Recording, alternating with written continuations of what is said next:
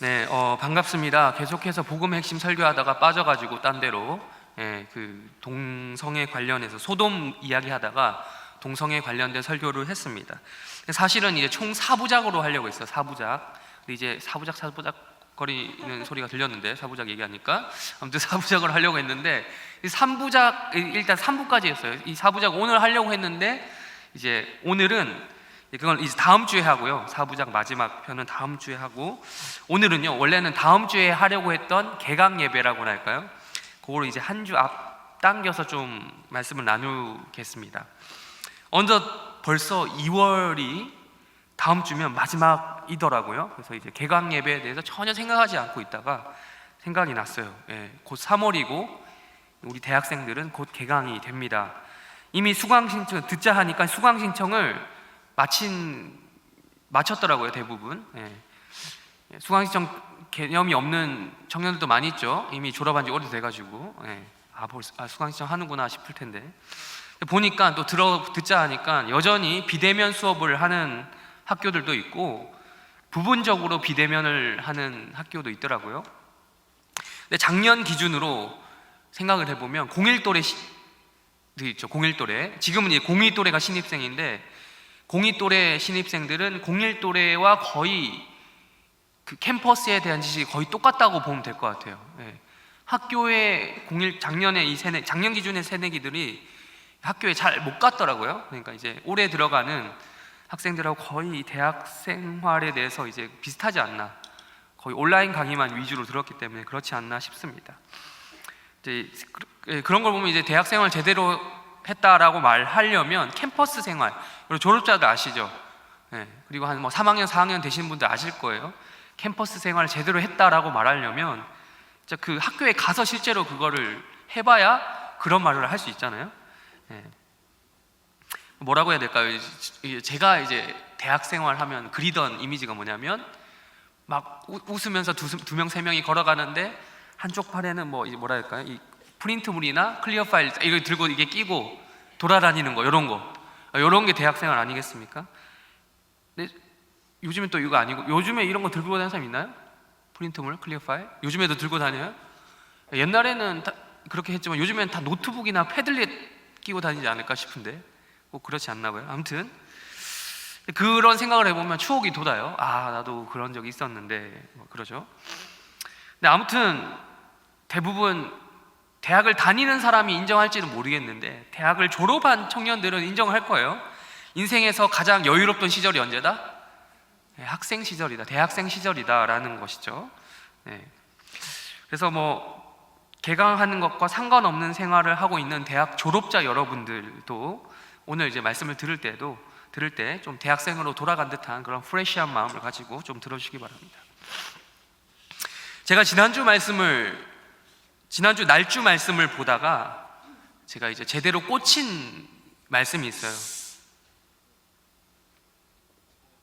깜짝 나 여기서 죄송해요. 제가 요즘에 폭탄 테러가 워낙에 많다 보니까 예민해져가지고 이런 소리 이제 깜짝 놀랐습니다. 순간 이게 몸을 숙여야 하나라는 고민에는 그건 좀 예배 끝나고 마십시오. 좋아하는 건 알겠는데 끝나고 우리 마셔요. 끝나고 원샷 하는 그런 좀 한번 보여주세요. 자, 하나님께 이게 지난주 제가 날주 말씀을 보다가 제대로 꽂힌 부분이 있어요. 그게 뭐냐면 모세가 하나님께 부르심을 받는 장면이었어요. 성경의 내용을 아는 사람이라면 이런 이야기를 요 장면 알아요. 성경을 몰라도 기독교인이 심지어 아닌데도 문화 컨텐츠로 이 장면을 접한 사람이 있을 거예요. 많아요. 어떻게 보면요, 이 모세의 부르심을 이야기했는데 어떻게 보면 우리도 부르심을 받아서 살고 있어요. 하나님께 부르심 받지 않는 사람이 없어요. 여러분이 있는 그 대학, 여러분이 있는 캠퍼스뿐만 아니라 여러분이 있는 직장, 이런 모든 곳이 여러분이 일종의 부르심을 받아서 생활을 하고 있다라고 우리는 믿고 있어요, 기독교인들은. 여러분 중에 아무런 생각 없이 대학생활 하시는 분이 있습니까, 설마? 벌써 결론을 내는 것 같아서 좀 그렇긴 한데 절대 그러면 안 돼요. 왜 대학 다닙니까? 왜 대학을 졸업해야만 합니까? 왜 좋은 대학을 그렇게 가고들 싶어 합니까? 남들이 다 다녀서, 남들이 다 다니고 싶어 해서 그렇습니까? 나만 안 다니면 좀 백수 같아 보여서 그렇습니까? 아니면 취업에 불리하니까 그렇습니까? 더 좋은 직장에 들어가기 위해서 그렇다고 한다면 왜 그러면 거기에 들어가고 싶은 겁니까? 돈을 더 많이 주기 때문입니까? 돈 많이 벌어서는 뭐 할 거냐고, 하고 싶은 거 다 하면서 살기 위해서 그런 건가요? 이렇게 이제 꼬리에 꼬리를 무는 질문이 있죠. 여러분들 이런 얘기 많이, 교회 오래 다니다 보면 이런 꼬리에 꼬리를 무는 질문, 이제 죽음까지 갑니다. 들어보셨을 거예요. 그러나 성경은요, 우리가 단순히, 우리 답을 알고 있을 거예요. 성경은 우리가 단순히 잘 먹고 잘 살려고 어떻게 해서든 돈을 좀 더 벌기 위해서 이 땅에서 살아남기 위해서 아둥바둥 사는 그런 불신자적 마인드로 살아내는, 억지로 살아낼 수밖에 없는 그런 존재가 아니라고 말을 하잖아요.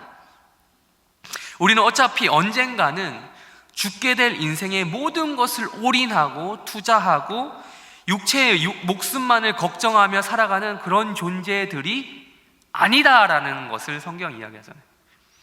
그 이상이 있다라는 거예요. 하나님께서 이 땅에 우리를 보내셔서 생존하게 하시는 분명한 목적이 있다라고 우리는 어릴 때부터 주일학교 교육을 통해서 배웠어요.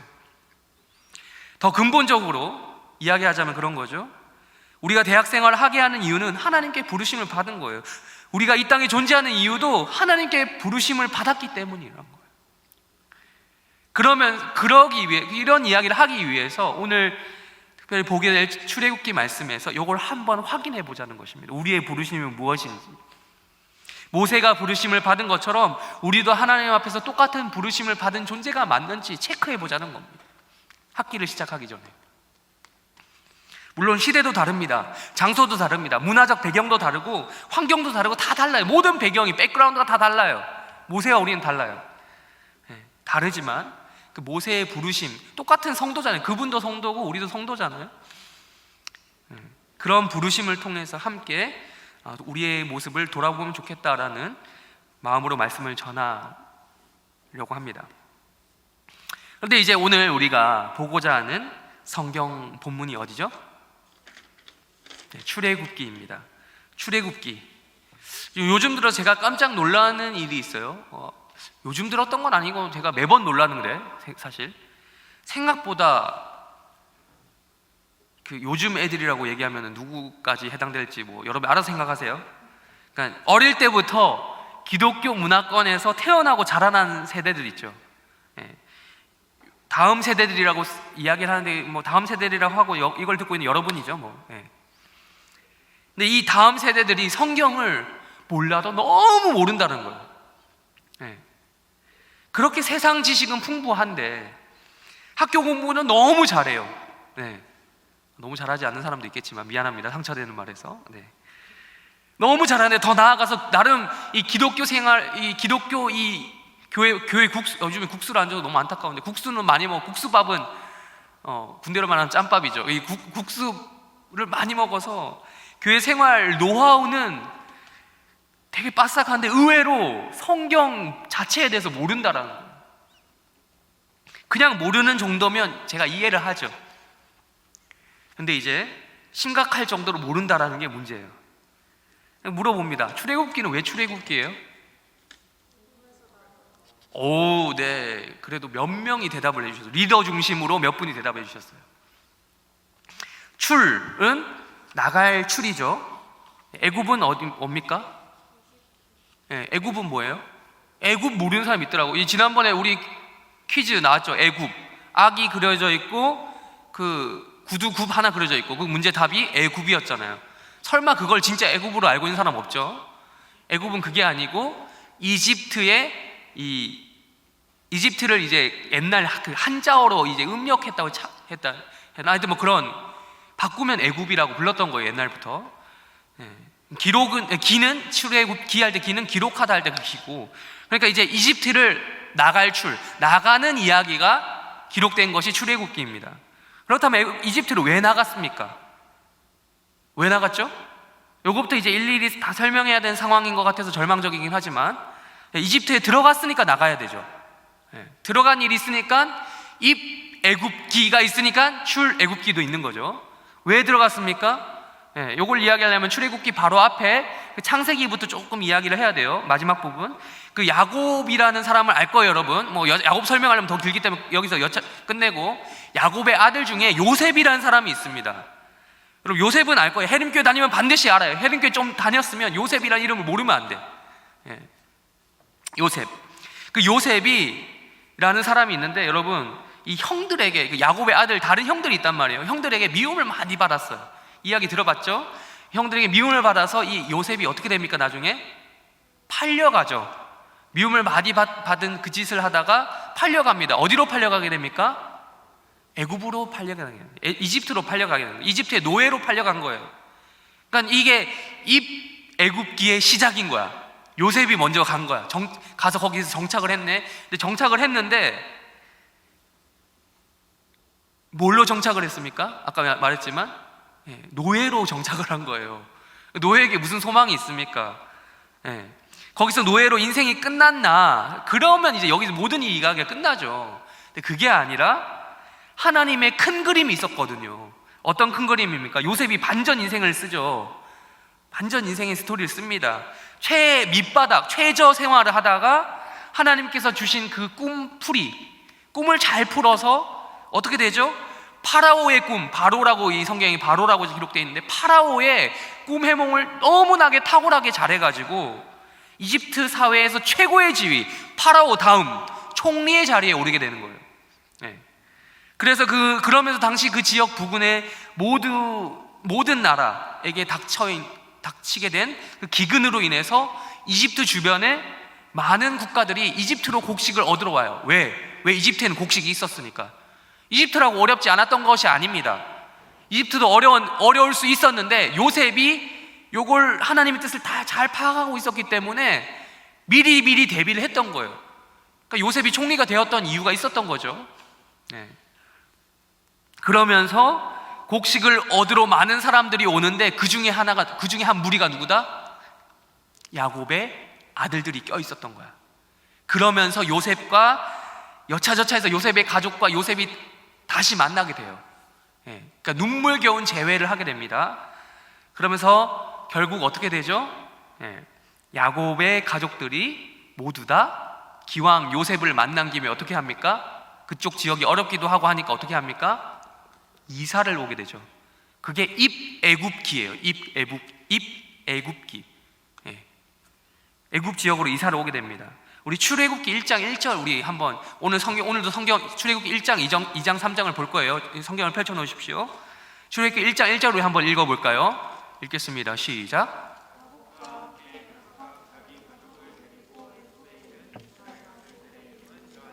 네, 이렇게 애굽 지역으로 이사를 온 거예요. 야곱과 그의 가족을 데리고 애굽에 이르렀다. 출애굽기 1장에서 바로 이야기하죠. 1절에서. 근데 이제 몇 명 정도 왔냐? 1장 5절에 나와 있는데 읽지 말고 한번 찾아보세요. 몇 명이죠? 70명이 집단, 그때 당시 넘어온 가족들의 수가 70명 정도였다라고 이야기를 합니다. 근데 여기까지는 beautiful, 아름답습니다. 이야기가 아름다워요. 여기까지 좋아요. 그들의 든든한 백이 있었잖아요. 누구? 요셉이 있었거든요. 총리 요셉, 실권자. 그런데 이제 시간이 또 많이 흐르게 되었습니다. 많이 흐르고 어떤 일이 발생하느냐? 1장 8절 우리 한번 읽어볼까요? 1장 8절 읽겠습니다. 시작. 요셉을 알지 못하는 세왕이 일어났다. 이거 말이 됩니까? 생각해보세요. 정말 요셉을 몰랐을까? 이집트의 기록이 지금까지도 내려오는 거 알아요? 혹시 이집트 이 중에 가본 사람 있나요? 저는 부러워요. 가보고 싶은데 가보지 못했던 이집트, 혹은 뭐 이집트 유물 전시전 이런 데 가보신 분 있나요? 우리나라에서 가끔씩 했던 것 같아요. 근데 여러분, 이집트 그 기록이 그렇게 잘 남겨져 있는 그때 당시, 지금까지도 아닌 그때 당시 요셉을 정말 몰랐을까? 과거의 기록이 없었을까? 요셉의 그 가족들이 거기 집단적으로 머물고 있는데 쟤네들 어디서 왔어? 이렇게 정말 몰라서 이런 얘기를 한 사람 했을까? 그게 아니란 말이죠. 하급 관리도 아니고 고급 관리 중에 고급 관리, 애굽의 2인자 파라오 다음 이 사람의 출신지 그들의 가족들이 살고 있는 곳이었는데 정말 몰랐을까라는 거예요. 요거는요, 제가 보기에는 진짜 몰랐다기보다는 이전 정권에 대한 부정 같은 거죠. 부정, 인정하지 않는 거예요. 그런 걸로 보게 됩니다. 우리나라도 있잖아요. 지금도 일어나잖아요. 이전 정권과 같은 라인이라고 해도 이전 정권과 자기들이 잘못된 거를 원래 우리는 아니야라고 선긋게 하잖아요. 예, 부정하잖아요. 우리는 달라라고 이렇게 이야기하잖아요. 그러니까 이전 정권과 아주 다른 길을 가고 있다면 더욱더 그렇지 않을까요? 그러니까 아예 다른 정권이야. 그렇다라고 한다면 이전 정권의 색채를 지우는 거는 오히려 더 당연한 거지 않겠습니까? 예. 이렇게 정권이 교체된 것은 모두가 인정하긴 하는데요, 여기서 문제가 있는 건 그거예요. 어떤 정권으로 교체가 됐느냐라는 것에 따라서 사람들의 견해가 좀 나뉩니다. 역사적으로 이집트의 역사를 좀 보면 이집트를 다스리던 그 정권이 정말 많아요. 여러분, 이집트 역사 몇 년인지 아십니까? 고대 이집트요. 지금 이집트까지 말고 고대 이집트 역사. 왕조의 숫자만 해도 몇 개 왕조가 교체가 되었냐? 32. 32는 말 안 해요. 32. 32라고 해야 돼요. 32의 왕조가 교체가 되었습니다. 그리고 고대 이집트, 아까 얘기했죠. 고대 이집트 왕국의 역사만 몇 년이냐? 3000년이에요. 그러니까 역사적으로 이집트를 다스리던 정권 가운데 현지인이 다스리던, 그러니까 이집트 출신이 다스리던 정권도 있지만 그렇지 않은 경우도 있어요. 그러니까 외국 사람들이 침입해 들어와 가지고 외지인에 의해 세워진 정권도 있단 말이죠. 요것에 대해서 생각이 좀 갈린다라는 거예요. 누가 그때 다스렸냐라는 것, 요셉 당시에 이 새 왕이 누구냐라고 이야기하면서요. 근데 이제 고대 이집트 왕국만 역사가 몇 년이다? 3000년. 이게 그런 일이 있을 법도 하죠. 중간에 다른 사람들이 쳐들어와서 그럴 수 있다. 우리나라 역사 조선왕조 몇 년입니까? 500년 자랑하잖아요. 500년 역사 자랑하잖아요. 또 신라 역사 몇 년입니까? 제일 길다고 하는 신라 역사 몇 년이에요? 1000년이잖아요. 1000년이라고 하는데, 근데 여러분, 이것도 신라가 통일하기 전까지 기간을 다 포함해서 1000년이라고 하거든요. 여러분이 제일 잘 아는 이집트 사람 한 명 누구예요? 그렇죠. 이거 나올 것 같았어요. 여성 한 명 하면 클레오파트라입니다. 클레오파트라, 로마의 1인자 카이사르를 꼬셔가지고 원래는 자기 동생이자 자기 남편이었던 프톨레마이오스 13세를 몰아내고 자기가 직접 왕이 됐던, 이집트 왕이 됐던, 여왕이 되었죠. 그런 사람이 클레오파트라입니다. 카이사르에게 클레오파트라님이 선물을 보내셨습니다 하고 양탄자를 보냈는데, 돌돌 말린 양탄자를 풀어보니 그 안에 누가 있었더라? 클레오파트라가 들어있었더라. 이 이야기 몰라요? 네, 넘어가겠습니다. 그 안에 클레오파트라가 있어가지고 이런 말을 했대요. 너를 위한 선물은 바로 나야, 뭐 이런 얘기를 했던, 이게 바로 클레오파트라가 카이사를 그래서 꼬셨어요. 정말 고수입니다, 고수. 그런 전설적인 이야기가 있습니다. 클레오파트라. 또한 카이사르를 반하게 만들 뿐만 아니라 나중에 카이사르가 또 죽거든요. 암살당하죠. 그러고 나서 그 부하라고 할까요? 가장 측근이었던, 오른팔이었던 안토니우스라는 사람이 나오는데 그 사람하고 또 사랑에 빠져. 사랑에 빠진 게 뭐 내가 볼 때 클레오파트라가 사랑에 빠졌다기보다는 안토니우스가 사랑에 빠진 것 같아요. 그래서 어쨌든 둘이 또 그렇고 그런 사이가 됐다가 마지막에 어떻게 죽죠? 그 안토니우스와 그 결합이, 그 연합이 다른 옥타비아누스라고 하는, 아우구스투스라고 하죠. 그 로마의 황제가 되는 그 사람에게 박살이 나고 결국 클레오파트라는 자결하게 되죠. 뱀에게, 독사에게 물려서 자살하는 뭐 이런 이야기가 있습니다. 근데 이 클레오파트라 얘기를 왜 했냐면 이 사람이 기원전 BC 30년경 사람이거든요. 근데 이후로 이제 이게 왜 BC 30년을 얘기했냐면 이제 이집트가 끝나요. 고대 이집트가 끝난다고. 그러고 나서 곧 예수님이 또 태어나시거든요. 근데 이제 고대 이집트의 역사가 BC 30년 경쯤에 끝나는데 로마의 속국이 되죠. 고대 이집트가 역사가 그거부터 3000년 전부터 시작이 됐다고요.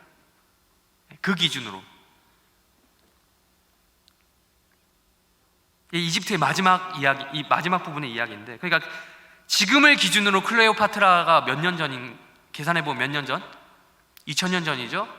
그러니까 또 클레오파트라 기준으로 이집트 가장 처음으로 계산해보면 몇 년 전이다? 3000년 전이다. 그러니까 이게 지금 우리 기준으로 5000년 전이라는 거예요. 클레오파트라가 살았던 그 시대 때 역사가 옛날 이집트, 옛날 이야기하면 더 오래된 거예요, 우리보다. 그러니까 얼마나 지금 고대 이집트의 역사가 화려하고 웅장한지 이야기해주는 부분이라는 거죠. 그런데 이제 이 요셉 시대 때, 다시 요셉 이야기로 넘어와서요, 요셉 시대 때 정권을 잡았던 그 왕조를 일반적으로 어떻게 보냐면 중간쯤 15왕조라고 해서 15번째 힉소스인들이 세운 그 왕조로 봅니다. 일반적으로 힉소스인들이 누구냐? 얘네들은 그 이집트 사람들이 아니에요. 아시아에서 쳐들어온 사람들이에요. 아시아에서. 그러니까 이집트 입장에서는 외세의 침입이죠. 그러니 이제 시간이 흘러서 다시 정권이 현지인들에게 넘어가게 되면 어떤 일이 일어납니까? 당연히 요셉이 활동하던 그때의 역사를 지우려고 노력을 할 거 아닙니까? 지금도 우리나라 그렇잖아요. 외세의 침입이 있었던 때가 언제죠? 우리나라? 불과 얼마 전, 100년이 됐습니까? 아직 100년도 아니. 지금으로부터 100년 전 우리나라 뭐 하고 있었습니까? 일본에 의해서 우리는 지배를 받고 있었잖아요. 한창 1920년대, 21년대 한창 지배를 받고 있었잖아요. 그 역사를 지우려고 우리나라 얼마나 노력을 하고 있습니까? 식민 역사. 당연히 그때 당시 정권을 부정하기 위해서, 이전 정권의 색깔을 지우기 위해서 요셉이 데려와서 살게 했던 그 후손들도 이제는 골칫덩어리로 생각을 하고 어떻게 할까 고민을 하기 시작한 거예요. 그래서 1장 9절부터 10절까지 우리 한번 읽어볼까요? 1장 9절부터 10절까지 읽겠습니다. 시작.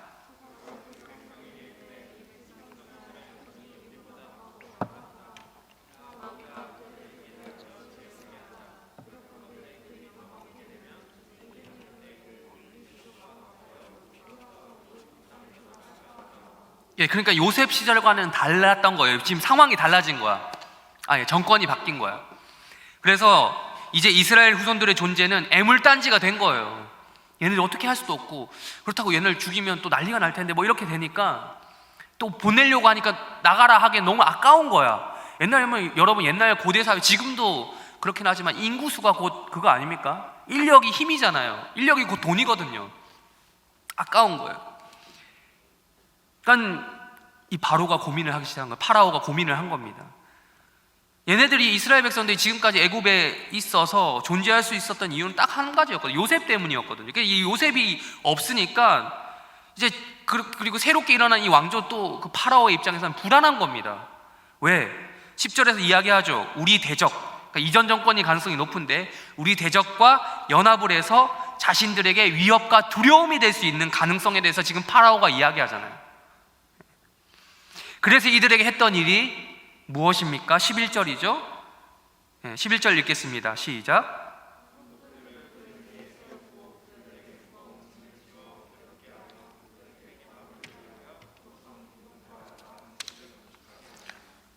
각종 건축 사업에 이스라엘 사람들을 동원해서 노예처럼 부려먹는 거예요.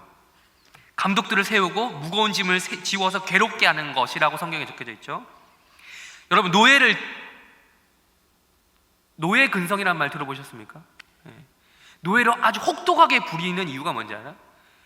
노예에게 그냥 이 일해 저 일해 이렇게 하지 않고 노예를 보고 꼭 채찍을 들고 때리고 막 그러잖아요. 막 진짜 혼내고. 여러분, 군대에서도 왜 갈구는지 알아요? 군대에서도 여러분, 군대가 너무 아름다운 곳이라면 군대 선임이 그래 너 이거 좀 해줄래? 뭐 이렇게 하는 분위기가 아닌 걸 자매들도 아시죠? 야 이거 해. 왜 엄하게 말합니까? 그렇게 안 하면 어떻기 때문에? 그 군기가 해이해진다고 하죠. 기강이 무너진다고 하잖아요. 그렇기 때문에 여러분, 노예 똑같다고 볼 수 없지만 비슷한 거예요. 노예를 혹독하게 부리는 이유가 뭐예요? 그래야 말을 잘 듣거든요. 아무 생각이 안 나도록 만드는 거예요. 그냥 기계적으로 넌 이 일을 해 하면 하는 거예요. 그게 목적입니다. 단순 노동을 반복하면서 일어나게 되는 가장 무서운 일이 뭐냐면 아무 생각이 안 난다는 거예요. 그럼 아무 생각 안 날 때까지 노동해 보셨습니까?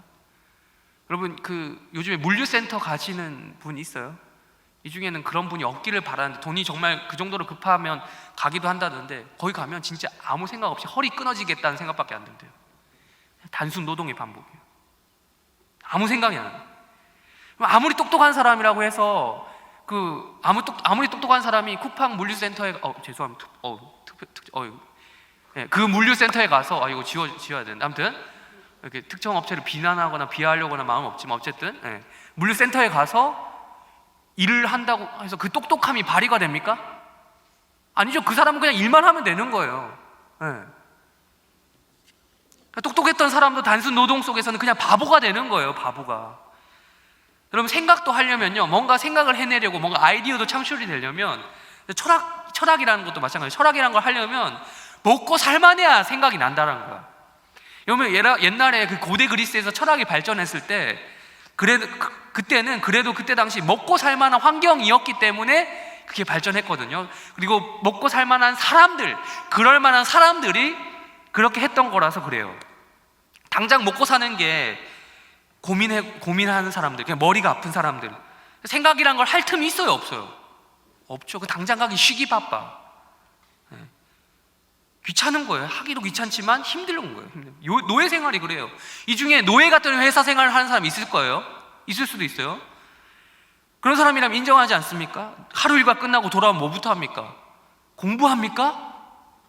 그런 사람이 간혹 있던데 그 사람 미친 사람이에요. 정신 나간 사람이. 진짜 그런 사람은 될 사람이에요. 그 사람은 뭘 해도 돼요. 근데 노예 같은 회사 생활을 하고, 약간 꿀 빠는 회사 말고, 월급 루팡 뭐 이런 사람 말고, 정말 노예 같은 회사 생활 끝나고 돌아와서 공부를 또 하는 사람, 그 사람 정말 독한 사람, 그 사람 피하세요. 아무튼 그런 하루 일과 끝나고 돌아오면 뭐 합니까? 씻고 누워서 밥 먹고, 아무 생각 없이 밥 먹고 먹방 보고, 뭐 폰으로 그냥 SNS 하는 유튜브 본다니 이러지 않습니까? 그러니까 아무 생각이 안 나요. 그냥 그러고 있는 게 쉬는 거예요. 편한 거예요. 노예들은 그래요. 자기 주도성이라는 것이 없어요. 시키는 대로 할 뿐이거든요. 파라오는요, 이런 지배 방식을 이스라엘 자손들에게 적용을 시킨 겁니다. 나오죠? 우리 말씀 읽었죠? 아까 10절입니까? 11절입니까? 읽었죠? 네, 11절에 바로를 위하여라는 말이 나와요. 파라오를 위하여 너희들이 충성 봉사하라는 겁니다. 일하라. 사상주의 교육까지 받은 거예요. 파라오를 위하여 일하는 것이 너희의 사명이야, 너희의 존재 목적이야 라고 이야기를 하는 거죠. 근데 사실 진짜 하나님은 너희 조상들이 믿던 여호와 하나님이 아니라는 거예요. 이 사람들은 너네 앞에 보이는 파라오가 너희의 신이라는 겁니다. 이 파라오야말로 너희의 생명줄이고 살아있는 신이라는 거예요. 여러분, 실제로 이집트 공부 조금만 해보시면 아시겠지만 파라오라는 그 왕은요, 신적인 존재입니다. 파라오는 그 호루스라는 신이 있습니다. 그 새처럼 생긴 신이 있어요. 여러분 기억나실 거예요. 이 부리가 여기 튀어나온 신, 호루스라는 신의 현신으로 여겨졌어요. 파라오는. 또한 태양신 라라는 신이 있습니다. 라라고 하는 그 신의 또 현신이다 라고 여겨졌던 존재가 파라오입니다. 파라오는 이집트인들에게 말 그대로 신적인 존재였습니다. 파라오는 실제 이집트 사람들만, 이렇게 살아있는 사람들 뿐만 아니라 죽은 사람들까지도 다스린다라고 믿었었어요, 그때. 그러니 모든 이집트인들은 어떤 존재입니까? 파라오를 위하여 일하는 존재들인 거죠. 파라오의 은덕에 따라 먹고 사는 존재들로 여겨졌던 거죠. 그러니까 파라오를 신앙하는 자들이었어요. 이게 종교야, 이건 하나의. 현재 애굽 땅 경내에 있기는 하지만 자유민처럼 그 고센이라고 하는 자치구에 있어요. 거기서 이제 이 히브리인들이 이스라엘 후손들이 거기서 생활을 했거든요. 그 애굽인들과는 구분되어서 따로 살아가던 이 이스라엘 백성들 이제 얘네들 또 노예화 시키는 거죠. 물론 이집트인들이 그때 다 노예였던 건 아니지만 이제 이스라엘 민족들을 더 낮은 계층으로 몰아세우는 겁니다. 그러니까 이 작업을 하는 것이 새로 들어선 왕조, 이집트 왕조, 그러니까 파라오, 새로 왕이 된 이 파라오에게는 정말 중요한 일이었던 거예요. 그래서 이들을 대규모 공사에 투입됩니다. 두 군데 공사를 한다고 하는데 뭐와 뭡니까? 11절에 나오죠? 비돔과 람셋이라고 하는, 그러니까 아주 큰 저장 창고가 있는 도시를 짓는데 그들을 동원한 겁니다. 여러분, 저장 창고 뭐 할 때 쓰죠? 이때 당시? 뭘 저장하는 거예요? 네, 곡식을 저장하겠죠. 여러분, 곡식 저장 창고를 짓는다라는 것은 그만큼 얘네들이 많이 난다는 거거든요. 예.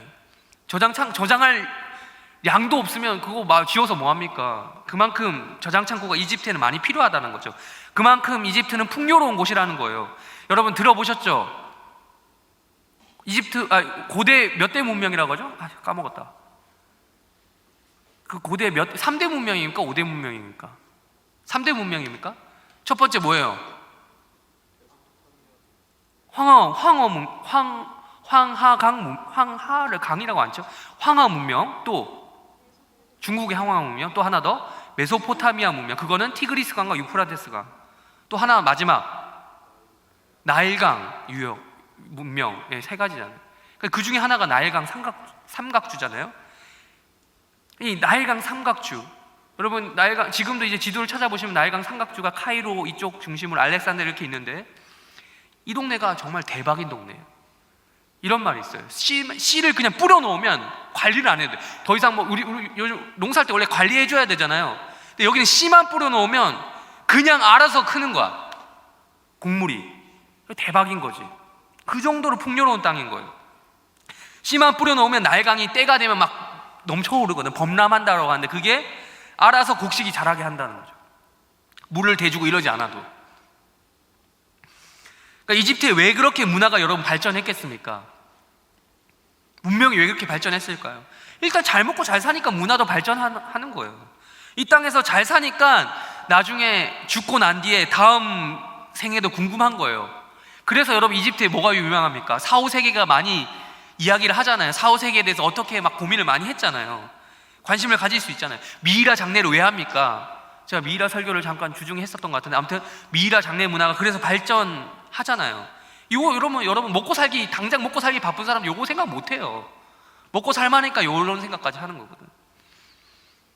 저장 창고를 비롯해서 도시 인프라 전체를 지금 이 이스라엘 후손들이 맡은 거예요. 맡았다기보다는 강제로 시킴을 당했죠. 생판 해본 적도 없고 경험도 없어. 토목공사, 건축공사 여기 투입된 거야. 이스라엘 백성들 원래 하던 일이 뭐죠? 고센 땅에 모여서 뭐 했죠? 목축업을 했어요. 유목민이었어요. 직업을 바꾼 적이 없어요. 이사는 했는데 직업을 바꾸진 않았다니까. 근데 여러분 여기서 잠깐 알아야 될 거는 그거예요. 여기에 그 말이 없어요. 피라미드를 지었다라는 말은 없습니다. 여러분 피라미드 아시죠? 그래서 우리가 이집트 하면 뭐가 생각나냐? 여러분 생각나는 거 있죠? 두 가지. 하나는 피라미드, 하나는 스핑크스잖아요. 근데 마치 그러니까 이집트에 가면 피라미드를 보면서 막 눈물을 흘리는 거야. 저거 우리 성경에 나오는 그 이스라엘 백성들이 노예 생활하면서 지었구나. 그런 오해를 주로 하게 되는데 히브리인들이 그걸 다 지은 것처럼 생각을 하는데 그건 아니라는 거예요. 그건 오해입니다. 성경에서 피라미드 공사에 대해서 이야기하고 있지 않습니다. 그러니까 물론 지금 그렇다고 해서 지금 덜 힘드냐 그걸 얘기하는 게 아니라 지금 더한 일을 하고 있는 거예요. 저장 창고 건물 하나만 짓는 게 아니라 지금 도시를 두 개를 만든다니까. 도시를 만드는 게 쉽습니까? 도시 인프라 전체를 토목공사하고 건축공사 한다는 게 여러분 쉬운 일이 아니잖아요. 그것도 해본 적도 없는데. 그러니까 여러분 유목민으로서 평화롭게 살고 있던 이스라엘 후손들에게는 이게 날벼락 같은 일이었을 거예요. 갑자기 신분이 바뀐 거예요. 자유민이었는데 분명 우리는 오늘 양치이고 뭐 이러려고 했는데 갑자기 노예가 된 거죠. 지금도 여러분 일제강점기 때 강제노역에 참여하신 분들에 대한 이야기가 우리나라에 지금 내려오고 있잖아요. 그 영화로도 있고 뭐 어디 저기 그 섬 있잖아요. 구남도 뭐 그런 이야기 들어보셨죠? 밑에까지 들어가서 팠던 그런 것도 우리나라에 있는데, 히브리인들은요 일부가 아니라 민족 전체가 그렇게 공사에 투입된 것이에요. 근데 여기까지 끝인 줄 알았는데 한 단계 더 파라오가 오바를 합니다. 12절부터 14절까지 눈으로 볼까요? 눈으로 보겠습니다. 12절부터 14절까지 눈으로 봅니다. 자, 여기서 파라오가 급발진하는 일이 생겼는데 뭐죠? 고생을 시켰는데 어떤 일이 발생했습니까? 오히려 지금 이스라엘 백성들이 더 잘 나갔다는 거예요. 번성하여 퍼져나갔다라고 12절에 이야기합니다. 이스라엘 백성들이 학대를 받으면 받을수록 중노동을 시키고 고생을 시키면 좀 수그러지고 약해지고 좀 노예 근성도 좀 심해지고 이래야 되는데, 집에 들어가면 힘이 없어야 되잖아요. 자기 바빠야 되잖아요. 그냥 뭐 씻고 빨리 자야지 이래야 되는데, 아니 정력도 약해지고 막 그럴 정도로 일을 시켰는데 퇴근하자마자 디비 누워 자야 되는데 그러지 않고 학대를 받을수록 집에 들어가서 밤에 일을 더 열심히 하는 거예요. 안 웃으시는 거 보니까 여러분 진지하게 받지 마시고 개그 친 거예요. 네. 학대를 받을수록 부부 사이에 더 금슬이 좋아지는 거야. 그래서 애가 더 많이 낳네. 애를 더 많이 낳네. 일을 엄하게 시켜서 엄청나게 괴로운 건데 그걸 별도로 애기들이 더 많이 태어나는 거예요. 그러던 중에 이제는 바로가 어떤 명령을 내리냐? 새로 태어나는 남자아이를 죽이라고 하는 명령까지 내립니다. 남자아이 영아를 살해시키도록 한 거죠. 땀을 쥐어짜서도 안 되니까 이제 뭘 쥐어짜는 거예요? 피를 쥐어짜는 겁니다. 이 와중에 2장으로 넘어가겠습니다. 2장으로 넘어가서 이 와중에 히브리 민족의 레위 패밀리, 레위 지파라고 하고 레위 가문이라고 하고 하는데, 어쨌든 이 레위 패밀리에 한 아이가 태어납니다. 2장 2절을 한번 읽어볼게요. 읽겠습니다. 시작.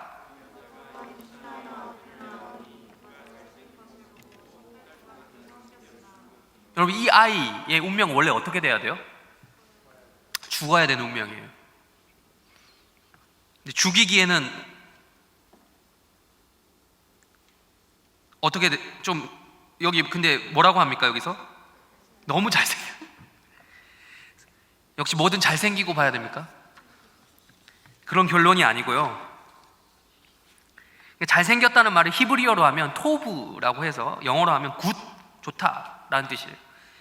그냥 좋다고 해야 되는데 이제 한글 성경이 조금 의역을 했다고 해야 되나, 좀 그걸 좀 첨가시킨 거예요. 그러니까 부모가 보기에 여러분 자식이 좋습니까? 안 좋습니까? 좋죠.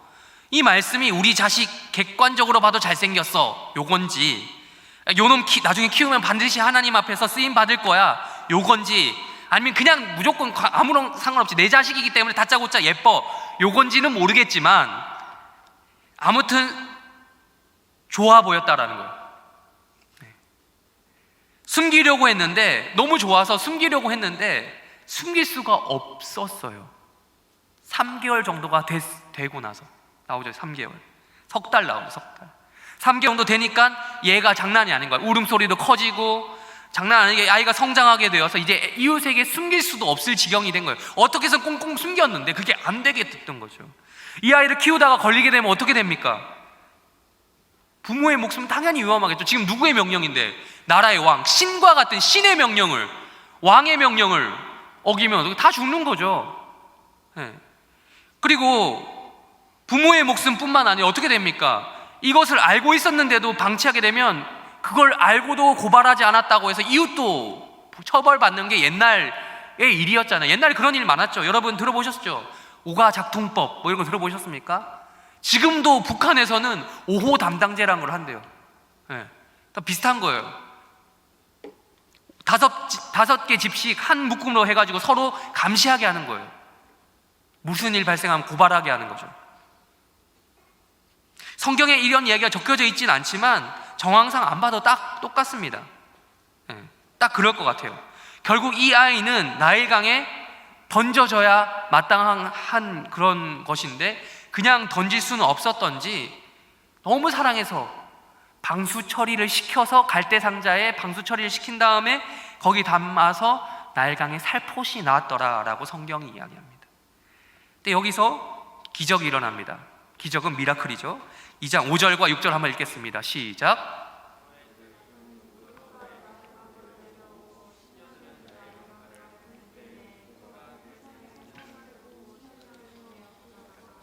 열고 그 아기를 보니 그가 그를 불쌍히 여겨 이르되 이는 히브리 사람의 아기. 여러분, 기적적으로 누가 발견한 거예요? 파라오의 딸이 발견한 겁니다. 또한 기적적으로 불쌍한 마음이 들었던 거예요. 그래서 키우게 되었다라고 이야기합니다. 그 넓은, 여러분, 나일강, 여러분 저도 본 적은 직접 본 적은 없는데 생각보다 커요. 나일강이 그 넓은 나일강에서 하필 그 타이밍에 파라오의 딸이 아기가 담겨 있는 그 작은 상자를 발견한 것 자체가 기적입니다. 게다가 히브리인의 남자 아기였던 것도 확인했어요. 알고 있었어요. 남자 아기 살해를 명령했던 사람이 누굽니까? 파라오잖아요. 그의 딸이란 말이에요. 그러니까 공주가 발견해서 보고서도 아버지의 명령을 어기면서, 그냥 아버지의 명령이 아니라 아빠 말 안 들을래가 아니라 나라의 법을 어기면서도까지 불쌍한 마음이 들었다라는 것이 정말 기적인 거예요. 여러분, 전통적으로 이걸 보면 아빠가 아빠가 이제 딸한테 약하다, 뭐 요런 건지 모르겠지만 아버지가 몰랐을 것 같지는 않아요. 파라오가 나중에 그 모세가 거기서 성장한 걸 보면 모를 리는 없고, 아마 딸이 키운다고 하니까 마지못해 승인해줬으니까 뭐 키울 수 있었던 것이 아닌가 싶어요. 공주야, 너 얘만 키워라, 딱 여기까지다, 더 이상 안 된다, 더 이상 입에 데려오지 마라, 뭐 이런 거죠.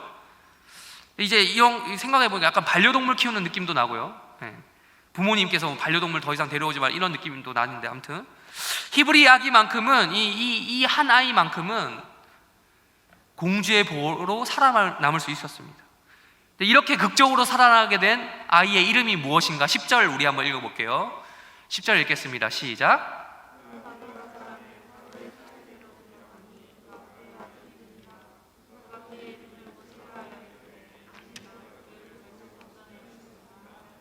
뭐라고요? 이름이? 모세다. 모세 이름 뜻이 뭐라고 성경이 이야기합니까? 물에서 건져냈다. 실제로 끌어내다, 건져내다라고 하는 히브리어가 있어요. 그게 마샤. 여러분, 제가 말씀드린 적이 있나요? 히브리어는 무조건 모음, 그러니까 원래는 모음이 없고 자음만 있다. 그러니까 미음, 시읒, 모세, 마샤 비슷한 거예요. 거기서부터 이제 마샤로부터 이게 됐다라는 말이 있습니다. 그런데 요건 사실은요, 요거는 성경 저자가 끼워 맞춘 거예요. 끼워 맞춘 거. 이 말 오해하지 말고 들으십시오. 성경이 틀렸다는 말이 아니고, 여러분 생각해 보세요. 애굽의 공주가 어떻게 히브리어를 알아요? 마샤. 내가 히브리어를 알아서 마샤라고, 모세라고 짓자, 이게 아니고, 원래 모세라는 이름은요 이집트식 이름이에요. 이집트 공주가 이집트식으로 이름 짓는 게 당연하죠. 모세는요, 모세라는 뜻은 고대 이집트어로 하면 아들이란 뜻이에요. 아들. 10절에서 여기 얘기하잖아요. 그가 뭐가 되었다? 아들이 되었다. 물론 히브리어로 아들은 다른 말이라서 이게 히브리어 성경을 보면 다른 얘기가 되지만, 벤이라고 하는데, 아무튼 공주의 아들이 되었다. 이 모세, 내 아들이다라는 거예요. 얘는 더 이상 남의 자식이 아니라 내 아들이다라는 거예요. 내 아들. 내 아들. 그래서 모세라고 부른 겁니다. 실제로 여러분 조금만 또 이것도 찾아보면 나오지만, 실제로 고대 이집트 왕들 중에 이름 중에 모세라고 이름 붙은 왕들이 많이 있습니다. 예, 들어보셨는지 모르겠지만 아흐 모세, 뭐 투투 모세, 1세, 2세, 3세 등등 이렇게 모세라는 이름이 가진 왕들이 많이 있어요. 그러니까요, 이제 물에서 아기를 끌어내다, 건져내다 이런 뜻은요, 히브리어 마샤를 나중에 갖다 붙인 거예요. 나중에. 그러니까 모세라는 이름은 히브리어의 의미도 있고 그 이집트의 의미도 있고 두 가지 의미가 같이 있는 그런 말인 거죠. 생각해 보세요. 출애굽기를 누가 썼어요? 모세가 썼잖아요. 출애굽기를 쓴 저자가 모세란 말이야. 재밌죠? 네. 모세가 자기 이름의 그 뜻을 이런 식으로 썰을 푸는 거예요. 네. 얼마나 재밌는지 일종의 뭐 언어 유희라고 할 수 있는데, 거룩한 말장난 뭐 이렇게 볼 수 있는데 아무튼 그렇습니다. 이후에 공주의 아들로 다시 태어난 모세, 아들인 거예요. 공주의 아들. 네. 모세가 양자로 양자죠. 엄밀하게 말하면 양자로 들어가게 된 이 모세는 당시 최고 수준의 교육을 받으면서 성장을 합니다. 왕궁에서 생활했으니까 당연히 여러분 어떤 교육을 받겠어요? 엘리트 교육을 받는 거예요. 왕궁에서 받는 당시 최고의 엘리트 교육을 받았겠죠. 그런데도 성경은 모세 본인이 철저히 이집트인다운 이집트인이 되기 위한 이집트식의 교육을 받았어요. 근데 성경은요, 모세가 그런 교육을 받았음에도 자신이 히브리인 출신이라는 사실을 잊지 않았다라고 이야기를 해요. 우리 2장 11절 우리 한번 읽겠습니다. 2장 11절 읽겠습니다. 시작.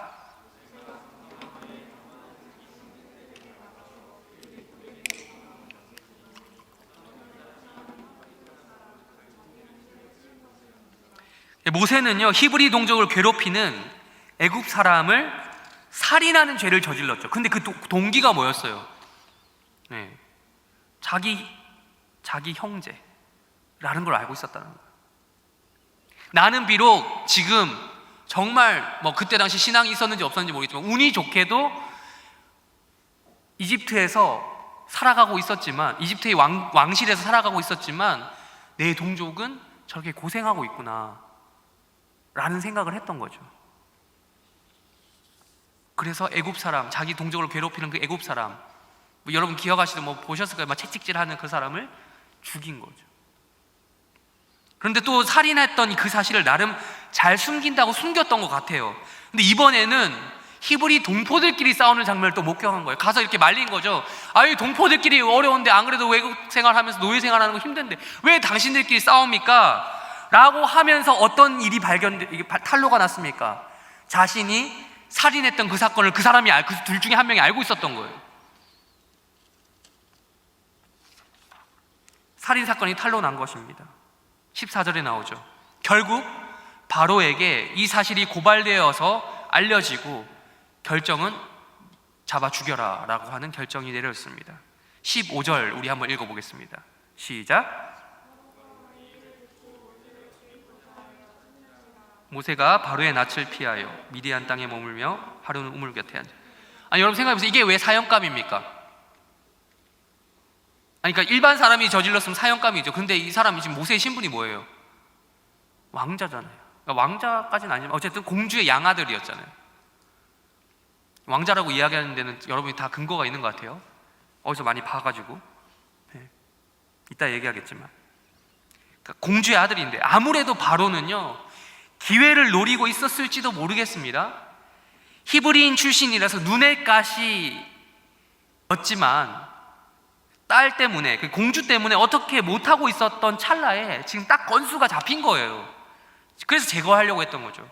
아무리 그래도 그렇지 지금 이 모세가 지가 출신지가 어딘데 이집트 사람을 죽여 함부로? 그것도 히브리인, 그 벌레만도 못한 히브리인 구하려고?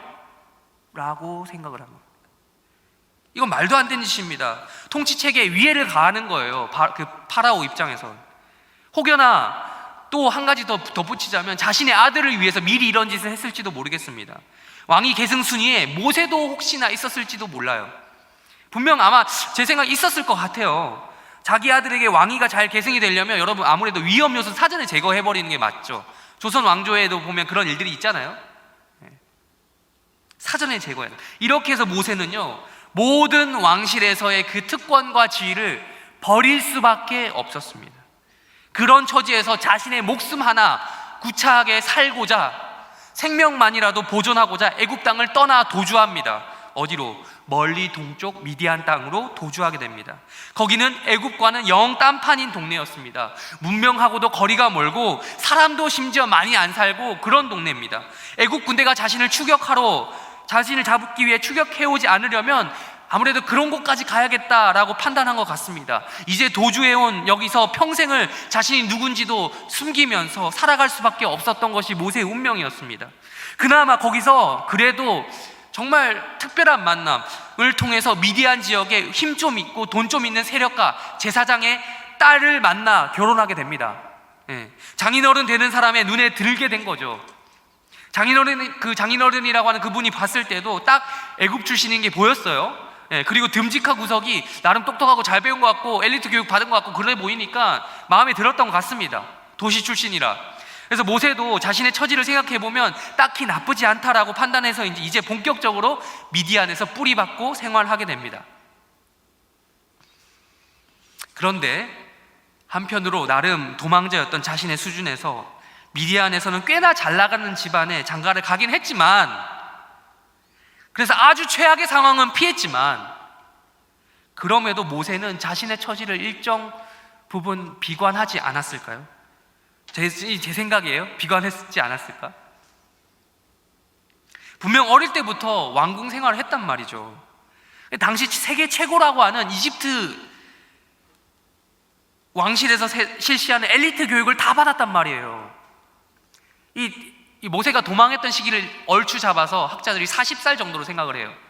그럼 40살이면 얼마나 오랜 기간입니까? 제가 이제 40이 되기 위해서 2년이 남았는데, 무려 거의 40년 동안 엘리트 교육을 받았단 말이에요. 여러분, 양자이긴 해도 엄연히 공주의 아들이란 말이죠. 아까 말씀드렸지만 경우에 따라 여차하면 왕위에 오를 수도 있단 말이죠. 파라오가 됐을 때 차기 파라오감일 수도 있단 말이죠. 그렇게 어린 시절부터 키워왔던 자신의 재능을 어디서 지금 보내고 있습니까? 어디서 썩히고 있어요? 자신의 재능을 미디안 광야 한복판에서 썩히고 있는 거예요.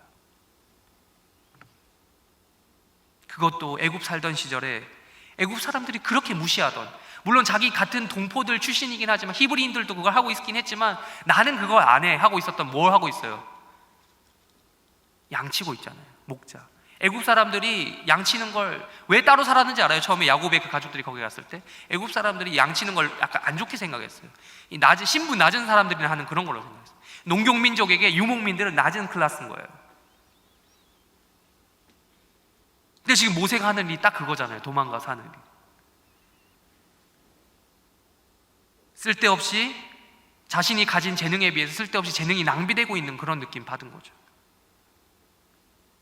그러던 와중에 다음과 같은 대박 소식이 들렸습니다. 2장 23절 읽겠습니다. 시작.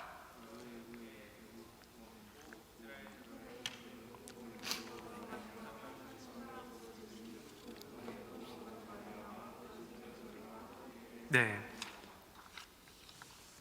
그렇게 그 히브리 민족 이스라엘 후손을 핍박하던 괴롭히던 파라오가 죽었더라.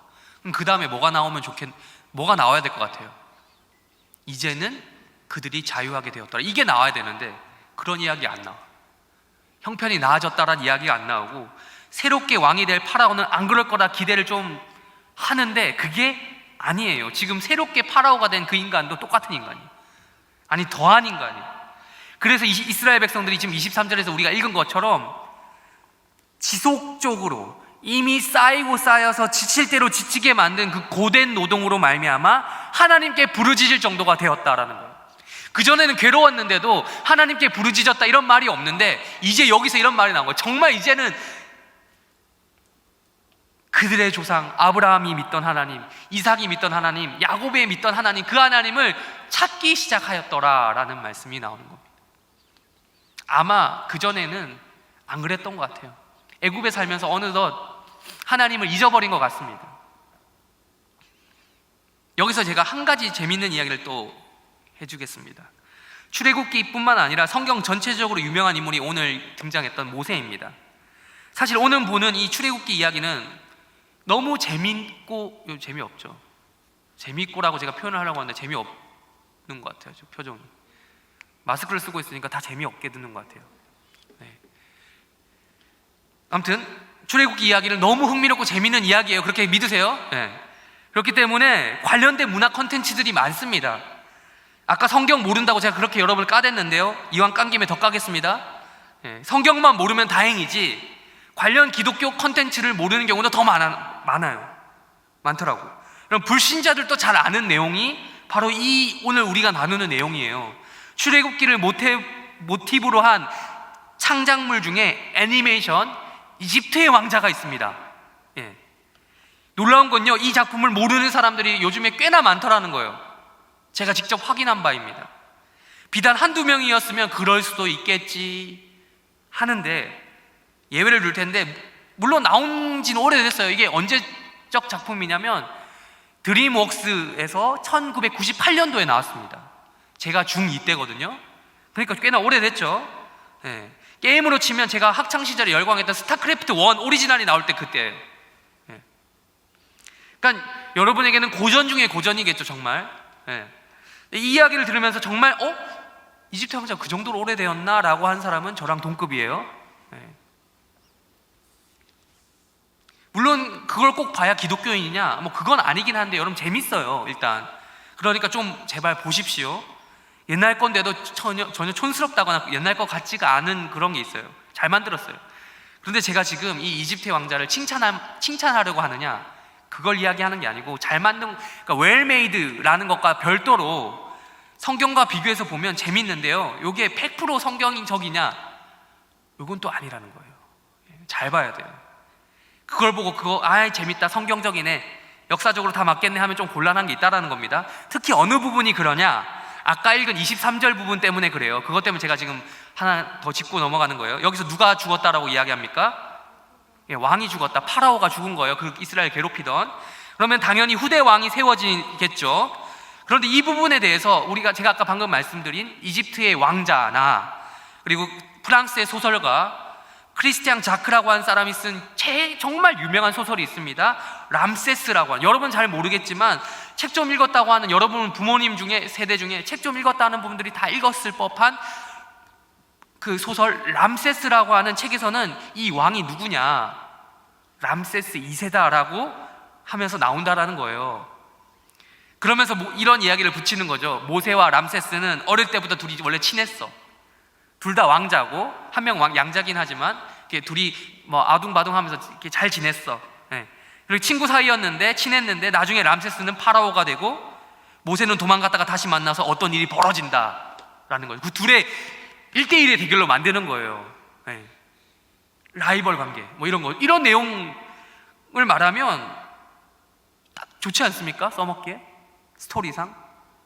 게다가 람세스 2세는 어떤 왕이냐면 정말 위대한 왕이었거든요. 고대 이집트 역사상 정말 잘 나갔던 왕 중에, 그가 남긴 건축물도 되게 많아요. 그래서 상상의 나래를 펼치기 딱 좋은 거죠, 배경으로 쓰기에는. 그래서 소설이나 영화 소재로 써먹기 딱 좋기 때문에 많이 활용되고 있는 소재입니다. 그런데 이거는요, 흔히 말하는, 잘 들으세요, 후기설, 두 가지 설이 있는데 후기설에 기초로 하고 있는 그런 내용입니다. 그래서 사실 학계에서는 신빙성이, 후기설이 있으면 무슨 설도 있어요? 전기설도 있겠죠. 전기설에 비해서 떨어지는 편입니다. 용어 자체가 설명해 주고 있듯이 전기설은 후기설보다 좀 앞선 시대를 이야기하고 있어요. 시기가 빨라요. 이 전기설에 따르면 이 왕은 람세스 2세가 아니고 아까 말씀드린 이름 중에 있어요. 투트모세 3세였을 가능성이 매우 높습니다. 재미있게도 투트모세 3세의 통치기는 크게 두 기간으로 나뉩니다. 근데 전반기에 어떤 일이 있었냐면 하트셉수트라고 하는, 여러분 어렵죠? 역사 시간 같고 빨리 지나갈게요. 미안합니다. 네. 하트셉수트라고 하는 이집트 공주 출신의 여왕이 섭정을 하는 기간이 있어요. 그래서 학자들은 이렇게 얘기해요. 그 바로의 공주가 이 여자가 아닐까. 네. 그래서 그러다가 투트모세 3세가 나중에 권력을 잡고 막강한 힘을 행사했다, 뭐 이런 이야기가 있습니다.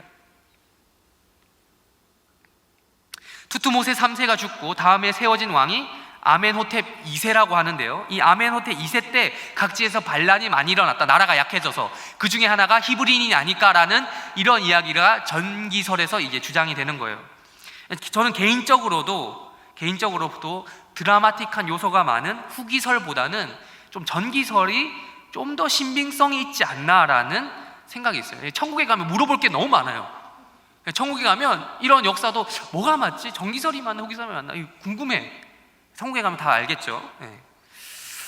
이제 이런 배경을 제가 설명을 드렸습니다. 그렇게 하루하루 미디안 땅에서 양을 치며 살아가던 이런 배경 가운데 모세에게 어떤 일이 생겼습니다. 그게 바로 우리가 오늘 처음 읽었던 출애굽기 3장 1절입니다. 드디어 오늘 본문으로 들어왔어요. 3장 1절 우리 한번 읽겠습니다. 시작.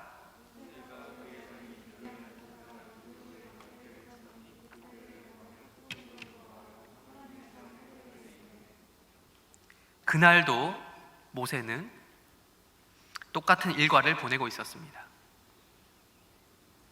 장인 어른 소유의 양떼를 관리하고 있다가 무슨 이유에서인지 몰라도 양떼를 데리고 광야 서쪽에 있는 호렙산으로 갔다라고 성경이 기록해요. 근데 그는 아주 신기하고도 기이한 광경을 목격했다고 성경이 이야기해요. 2절도 읽겠습니다.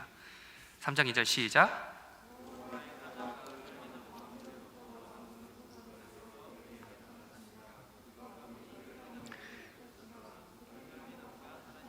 여러분 힘드시죠?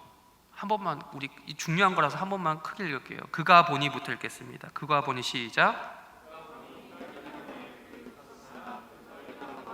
네, 떨기나무.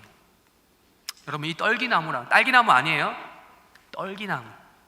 아우 봄엔 딸기 계절인데 아우 요즘에 스트로베리 많이 나오더라고요. 네.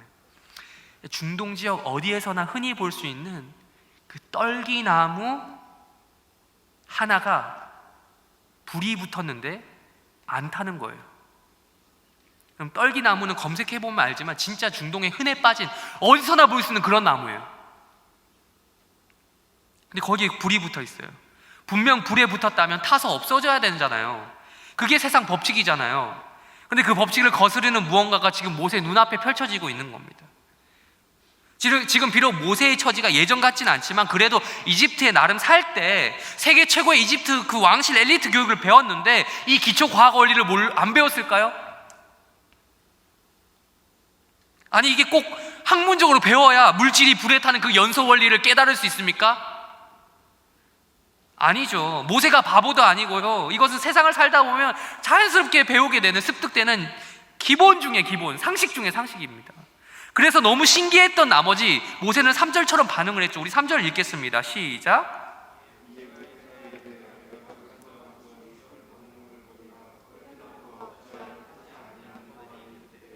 이 현상에 대해서 성경은 여호와의 사자가 떨기나무 중에 있는 불꽃 안에서 나타나셨다라고 2절에서 이미 이야기했어요. 즉 하나님께서 모세에게 나타나신 겁니다. 드디어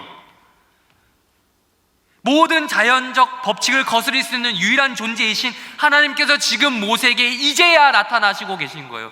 여기서 제가 오늘 설교에서 가장 중요한 키포인트, 요걸 위한 질문 하나 드리겠습니다. 왜 하나님께서는 이런 방식으로 모세에게 이제야 나타나셨는가? 이런 방식으로 나타나셔야만 했는가? 여러분 제가 이걸 물어보려고 앞에서 구구절절 이집트에 대한 각종 정보들과 배경들을 깔아놓은 겁니다. 미안합니다. 이거 하려고 제가 이때까지 어그로를 끈 겁니다. 생각해보면 그렇지 않습니까? 하나님께서 모세가 애굽에 있을 때에 나타나셨어야 되는 거 아닙니까? 성경을 수동적으로 보지 마세요, 여러분. 능동적으로 보시면 그런 생각이 들어야 됩니다. 화려한 왕궁 생활 중에 하나님께서 나타나셨더라면 더 멋진 방법이 아니었을까요? 왕궁에서 히브리 민족을 끌고 모세가 출애굽해라라는 그런 명령을 받고 당당하게 왕자의 옷도 좀 간지나게 입고 그 왕자의 신분을 가지고 뽀대나게 딱 가서 선포하고 그렇게 데려나가면 되잖아요. 강력하고 그런 자신감 뿜뿜 내밀면서. 그럼 하나님 그렇게 도와주실 수도 있었을 텐데 왜 안 그랬냐는 거죠. 아니 하다 못해서 모세가 좀 시간이 지났다, 하나님 깜빡했다 치자, 모세가 이집트 사람 딱 죽였을 때 그때라도 좀 나타나셔가지고 커버 좀 쳐주시면서 야 모세는 그래 너희를 한 명 죽였지만 너네들 수도 없이 히브리 민족을 죽였잖아, 괴롭혔잖아 라고 하면서 출애굽 딱 시키시면 안 되냐고요. 뭐 또 한 걸음 더 가봅시다. 가본 김에 최악의 상황, 모세가 도망가기 직전 그때 내몰렸을 때 그때라도 나타나셔가지고 그래 이제까지 잘 참았다, 잘 기다렸다, 너가 도망갈 때 가면서 히브리 민족 다 끌고 나가라, 이렇게 하셔도 되는 부분이 아니냐고요. 여러분, 근데 성경이 시원하게 그 이유에 대해서 이야기해 주지 않아요. 단지 우리가 알 수 있는 건 그겁니다. 하나님께서 당시 최강의 문명, 최강의 국가, 초고도로 발달했던 문화의 중심지라고 할 수 있는 이집트의 그 화려했던 왕궁 한 복판에 안 나타나셨다는 거예요. 이집트인과 방불한 삶을 살았던 모세에게는 하나님이 자신을 안 드러내신 겁니다. 오늘 3장에서 하나님께서는 어디서 나타나셨습니까? 사람들의 그 인적이 드문, 잘 가지 않는 미디안 광야의 한복판, 그것도 산, 호렙산, 나중에 하나님의 산이라고 이름 붙었지, 이때는 뭐 하나님 산도 아니에요. 그냥 산. 한 걸음 더 가서 어딜 가도 흔히 볼 수 있는 떨기나무, 걸거치는 게 떨기나무인데, 발에 걸리는 게 다 떨기나무인데, 거기에 하나님이 나타나신 거예요. 하나님께서는 먼저 지금 모세를 애굽에서 끄집어내셔가지고, 즉 이스라엘 백성들을 나중에 출애굽 시킬 텐데, 모세를 걔네들보다 먼저 출애굽 시키셔가지고 가장 먼저 샘플로 자기가 누구인지 알리시는 거예요. 나타내 보이시는 겁니다.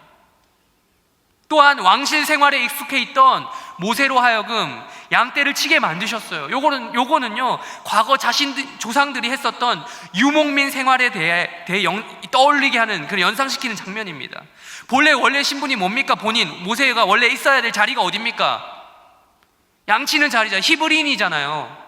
양치는 자리잖아요. 자신의 조상이 아브라함, 이삭, 야곱인데 자기로 교육을 받다 보니 깜빡할 수도 있잖아요. 히브리인인 걸 알겠는데 내가 애굽인 아닌가, 나의 아버지는 파라오가 아닌가라는 생각이 들 수도 있잖아요. 사정상 애굽으로 이주하기 전에는 분명히 자신의 뿌리가, 그 조상의 뿌리가 유목민 생활하던 그런 역사가 있다는 것을 깜빡하고 있었을지도 몰라요. 심지어 고센 땅에 거주할 때도, 거기 그 자치구에서 거주할 때도 히브리 민족은 유목민 생활을 했잖아요. 근데 모세는 안 했잖아요. 영아 시절부터 왕궁에서 살았던 터라서 핏줄은 히브리인이었지만 생활 방식은, 여기 1년만 외국 갔다 와도 막 혀를 꼬아요. 근데 40년 동안 거기서 살았다니까.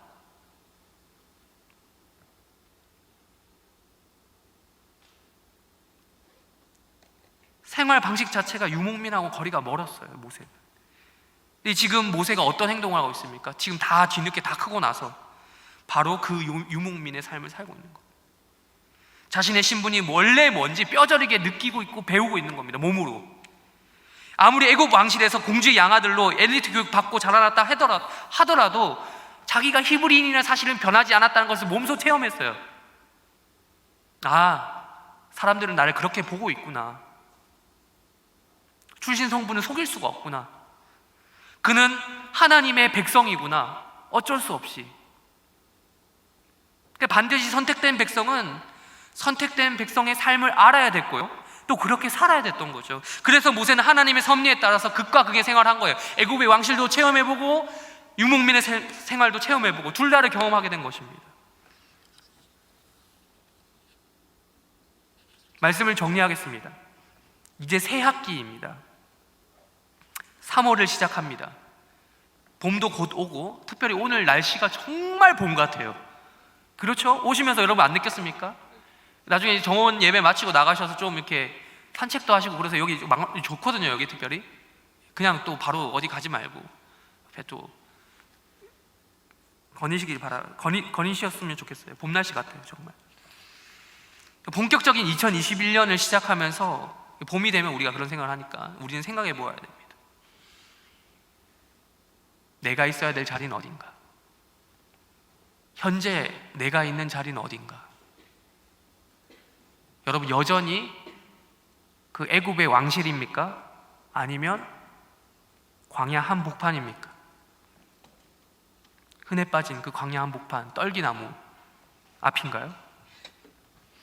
여러분, 애굽의 왕실이라면 우리는 하루빨리 거기서 탈출해야 돼요.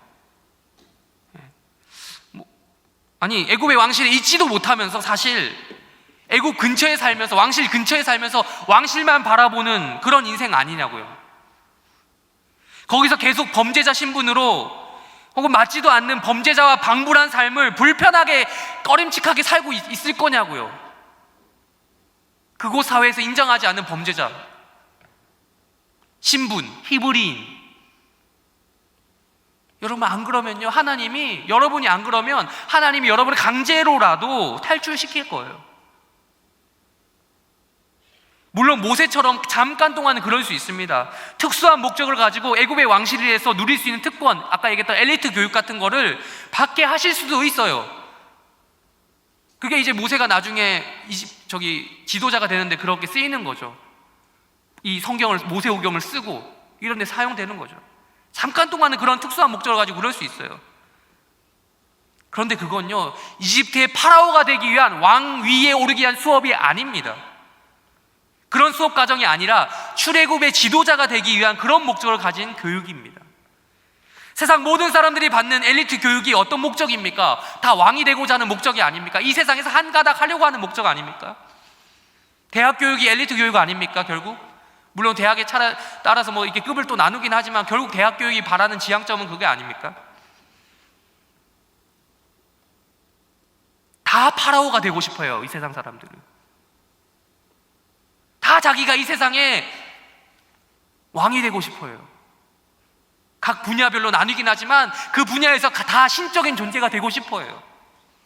자기가 신이다라고 생각하며 살아가는, 거의 간주하고 살아가는 세상입니다.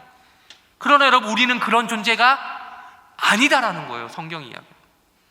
우리는 잠시 동안 그런 특권을 누릴 수도 있습니다. 그렇지만 우리의 목적은 그걸 위해 있는 것이 아닙니다. 그래서 하나님께서 일정 기간이 지나면 그런 교육을 받게 하시다가도 거기서 빼내는 거예요. 그리고 광야에서 우리를 양이나 치게 하시면서 굴리시는 거예요. 왜? 여전히 우리 가운데 있는 속칭 애굽물이 빠질 수 있도록, 물들어 있는 그 애굽물이 빠지게 되도록, 나도 나름 애굽 출신이야 라고 말하는 나의 그 애굽물을 빼시는 거예요. 애굽에서 최고의 엘리트 교육을 받았다라고 하는 그 자부심이 빠지게 하시기를. 여러분, 광야 한복판에서는요, 애굽 왕실의 그 졸업장이 통하지 않는 곳이에요. 아무도 안 받아줘요. 그걸 아무도 인정해주지 않아요. 그 누구도 인정해주지 않아요. 먹고 사는데 그 졸업장이 필요가 없다니까요. 그냥 먹고 살려면 양치기만 잘하면 돼요. 그 기술만 필요할 뿐입니다. 마찬가지로 우리에게도 여전히 똑같은 원리가 적용이 됩니다. 우리에게도 있는 애국물이라는 게 있어요. 그게 빠져야 돼요. 그래야 모세처럼 광야 서쪽 호렙산으로 가고 싶은 마음도 생기는 거고요, 또한 떨기나무로 볼 수 있는 거고요, 그 가운데 있는 임하신 불꽃같이 강력한 그 강렬한 하나님의 을 발견할 수 있는 겁니다. 그 하나님의 부르심이 거기서 일어나는 거예요.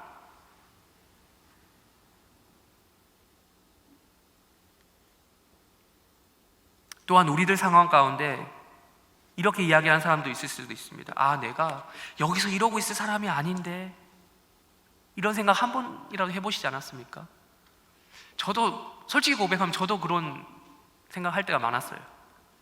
아, 나는 이런 곳에서 이런 대접 받으면서 있을 사람이 아닌데, 심지어 알바하는 그 순간 또 그런 적이 있었던 것 같아요. 대부분 그런 생각을 하더라고요. 지방대 혹은 중소기업 다니면서 다들 자기 학교 혹은 회사를 비하하더라고요.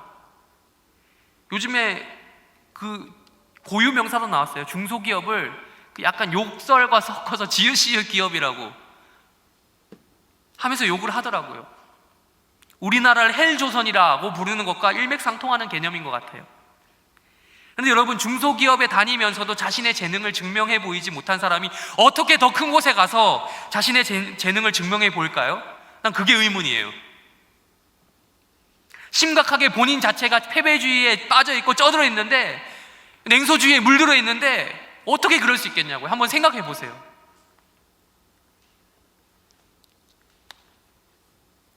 여러분 혹은 주변 중에 자신의 재능에 비해 내가 하고 있는 일이 혹은 공부가 너무 낭비되고 있는 것 같아요. 나는 이럴 일 할 사람이 아닌데 라고 생각하시는 분이 있나요? 불신자들은 모르겠어요. 그럴 수도 있다고 생각을 해요. 신앙이 없으니까. 그러나 거룩하신 하나님을 믿는 우리는 그걸 재능 낭비라고 해서는 안 돼요. 시간 낭비라고 해서는 안 돼요. 그 기간은요, 절대적으로 거룩한 일을 위하여 준비되고 있는 거룩한 기간입니다. 바로 그 순간, 오늘 본문 3장에 나온 이 단 한순간을 위하여 준비되고 있었던 것이죠. 그럼 그렇다고 해서 여러분이 실력을 쌓고 더 나은 곳으로 이직을 하지 말라는 소리가 아닌 거 아시겠죠? 지금 있는 상황에 대해서 지나친 그런 반응을 보일 필요가 하나도 없다는 거죠. 여러분, 홈런을 치기 위해서 10수년을 스윙하며 연습하는 야구 선수가 있습니다. 한 골을 넣기 위해서 10수년을 슈팅하면서 연습하는 축구 선수가 있어요. 그런 것처럼 떨기나무 가운데 불꽃같이 임하신 그 하나님을 만나기 위해 우리는 준비되어져야 되고 준비되고 있는 것입니다. 그러려고 애굽에서 나와서 광야에서 있는 거예요. 광야에 나온 거예요. 여러분, 하나님은요, 다시 한번 말씀드리지만 애굽 한복판이 아니고 광야의 평범한 떨기나무 한 그루 가운데 불꽃으로 강력하게 나타나셨어요. 여러분, 오늘 이 말씀을 듣는 해림교회 청년들에게도 이런 은혜가 있었으면 좋겠습니다. 모세에게 임하셨던 그 불꽃같이 강렬한 그 하나님께서 같은 방식으로 우리 가운데서도 강력하게, 진하게 나타나시며 만나주시기를 기대합니다. 마지막으로 제가 어떤 곡을 개사해서 시 한 편으로 읽어드리겠습니다. 제목, 오늘 설교 제목, 떨기나무 보러 가자. 어디야 지금 뭐해? 나랑 떨기나무 보러 가지 않을래? 해림교회 앞으로 잠깐 나올래? 이렇게 좋은 봄날을 앞두고 자신을 향해 이 메시지를 적용시켰으면 좋겠어요. 이게 전도예요. 자신도 전도해야 돼요. 그리고 낙담하고 교회에 한동안 보이지 않았던 주변의 친구들을 향해서 이런 전도의 메시지를 또 보냈으면 좋겠습니다. 다 같이 기도하겠습니다.